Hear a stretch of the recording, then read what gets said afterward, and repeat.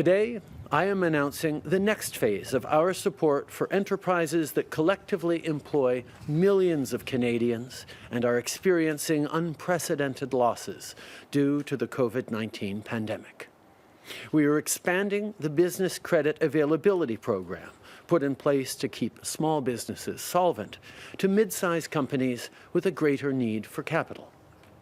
Export Development Canada and the Business Development Bank of Canada will work with private sector lenders to free up access to capital in the tens of millions for Canadian companies in every industry and in all regions across Canada. At the same time, we are establishing a large employer emergency financing facility to provide bridge financing for our largest employers if they are unable to obtain financing through other means. But let me be clear, these are bridge loans, not bailouts. Just as we are finding ways to support small and medium-sized businesses, we'll provide loans to the largest enterprises to help them weather the storm and protect the millions of jobs they provide across Canada. In providing this support, we will be guided by several basic principles. The first is to avoid bankruptcies. Our purpose is to keep large Canadian companies on their feet and protect the millions of jobs they provide. The goal here is not to fix pre-existing insolvencies or restructurings, nor is it to provide low-cost lending to companies that don't need it. Second, we will be fair. Financing will be accessible to every industry sector in a way that is consistent in every province and territory right across Canada.